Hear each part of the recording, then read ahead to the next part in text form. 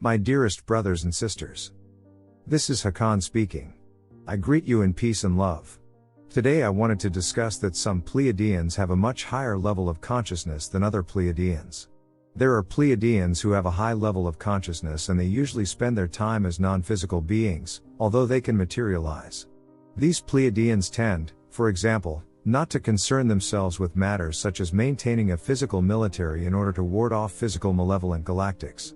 They tend not to spend a lot of time having physical sex with other beings. If these beings are channeled, and no dark or gray being is impersonating them, and the channel is pure enough, then these beings come across as pleasant and loving and high vibration.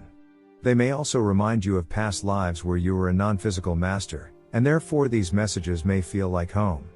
That said, their messages may not always be super practical, because after all they're non-physical beings who don't have to deal with a lot of the practical stuff that Tunia and Hakann and Earth humans and myself have to deal with.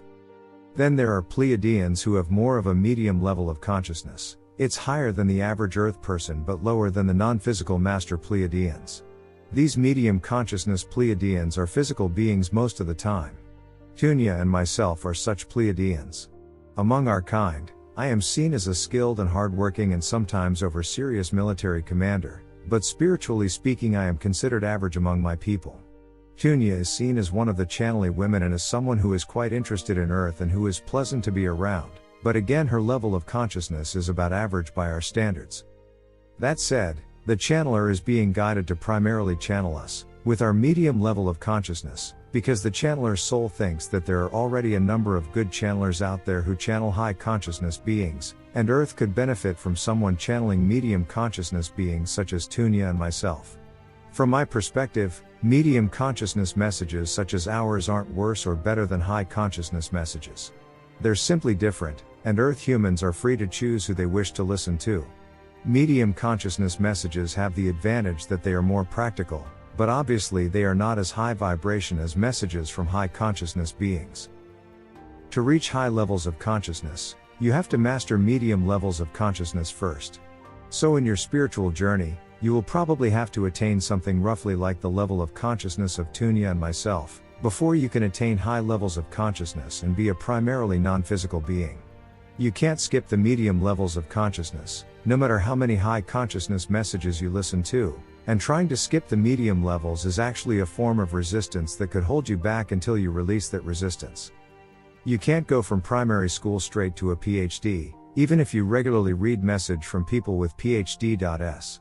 You have to actually go through and master middle school yourself, and then start your bachelor program at university, etc. Before you start your PhD, I'd like to think of Tunia and Hakann and myself as good middle school teachers. That said, Tunia and I are advised and helped by high consciousness and wise beings, which is part of why we occasionally use we in our messages. This isn't really Hakann's message, it's more like Hakann's message, that is then checked by one or more higher consciousness beings. Sometimes a discussion is had, and when everyone agrees the message is passed on to the channeler. Hence the we and Tunias in my messages. And Tunia and myself aren't passing along any message to the channeler that a high consciousness being thinks would be a bad idea to communicate to Earth people.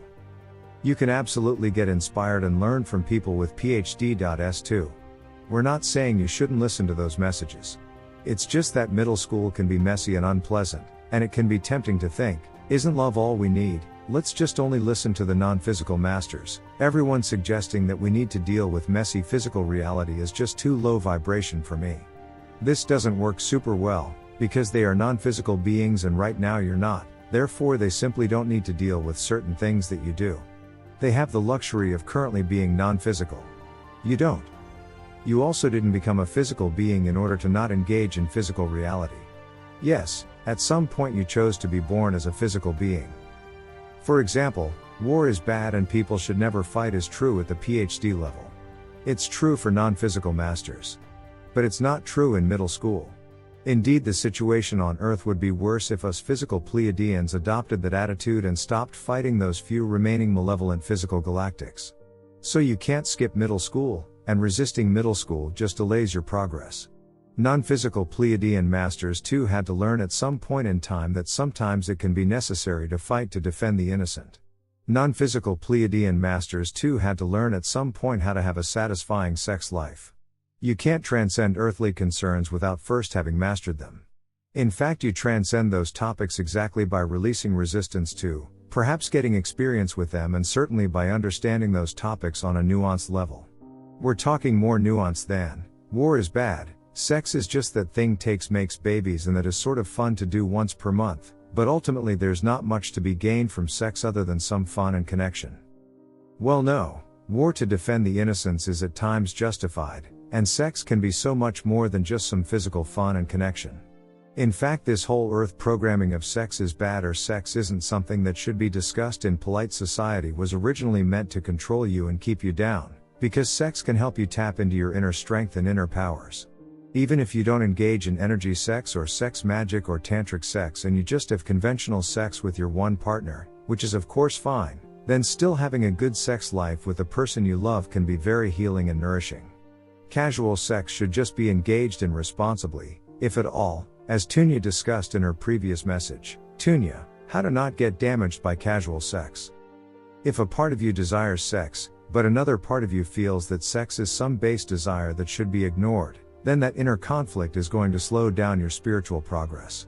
The easiest way out of that inner conflict is to just have an amazing sex life for a while, and that will satisfy the part of you that desires sex, and then eventually you can move on to a place where there isn't any part of you anymore that craves sex. But if you directly try to go to a place where you try to get yourself to desire no sex, then what will likely happen in practice is that a repressed part of you will remain sexually frustrated, and this repressed part of you will slow down your spiritual progress. In extreme cases, this can even lead to seemingly advanced spiritual teachers sexually abusing their students. That is what repressing desires can lead to. Of course, usually it doesn't get this extreme, usually it just leads to delayed spiritual growth, but even that is bad enough. Don't skip middle school. Tunia isn't just semi-regularly talking about sex because she enjoys talking about it. Although there's that too. She also semi-regularly talks about sex because that, too, is one topic that is to be mastered in middle school.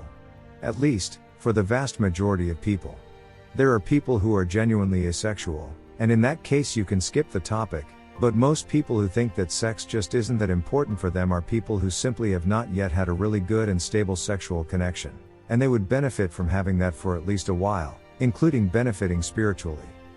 If you are in resistance to Tunia describing Pleiadian orgies, or to the idea that militaries are useful to defend the innocent, or are in resistance to other such middle school topics, then you would benefit spiritually from observing and eventually releasing that resistance. Of course, it's fine if those middle school topics aren't the ones you feel drawn towards engaging with at this point in time. Also, for the middle school curriculum you don't really need to learn anything about war other than though it's horrible, it's also sometimes necessary to defend the innocent. Once you accept that, you can stop studying war. Not everyone needs to become a soldier, but some are called to physically fight to defend the innocent, and that's okay. After all, there are plenty of beings out there who will accept nothing but your death or enslavement, and there's no way to deal with that other than accepting that some people who feel called will use physical force to defend the innocent. If you disagree, keep in mind that your own living situation would be far worse right now if certain good-hearted galactics and Earth humans hadn't been fighting a covert war to protect the people of Earth. So if you have resistance to middle school topics such as war to defend the innocent, or sex, then it may feel good to release that resistance. I get that non-physical masters have grown beyond that, and their messages feel like home because it's quite possible you used to be one in a past life and that felt amazing. However, right now you don't have the luxury of being non-physical. You can't skip middle school. This also ties into a previous point I made. You absolutely should follow the guidance from your soul or equivalently from your intuition. However, guidance from your emotions is not always reliable. And for the majority of light workers, it's usually their emotions that are telling them that this message resonates and that one doesn't. Many people indeed get and recognize a flash of intuition every now and then, but the majority of this resonates, that doesn't for most light workers is still emotion-based and not soul-based. Which means that feelings of, this resonates, that doesn't, aren't always reliable. Though if you are one of the relatively few light workers who can genuinely feel what resonates on a soul level, then absolutely follow that, including over anything that Tunia and I and anyone else says. If your soul disagrees with what I say, then please follow your soul.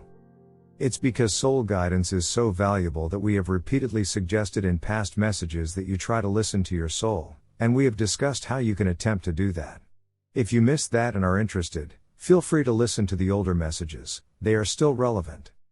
Because what kind of teacher would I be if I wasn't actively trying to help you reach a place where you didn't need me anymore? At the same time, we are learning a lot from you. You have much more experience than we do with standing in your light and standing in your truth in a world of darkness. You have more experience than we do with finding your way to the light. And we respect that and find that inspiring. If you take the average Pleiadian soul, and if you let him or her get born on Earth, then likely they would just get lost in the confusion, or become yet another person whose life is just work and distraction and occasional pleasure. Hence we can learn a lot from you, you who are actually standing up and speaking truth and helping others at a time when that is difficult. We are the equivalent of someone who was born with a silver spoon in their mouth, and you are the equivalent of the self-made millionaire. Of course, ultimately I am just sharing my perspective. Naturally you're free to form your own opinions, and you're free to choose which messages you wish to tune into and which messages you don't. We Galactics love you, so very much. Your star brother, Hakann.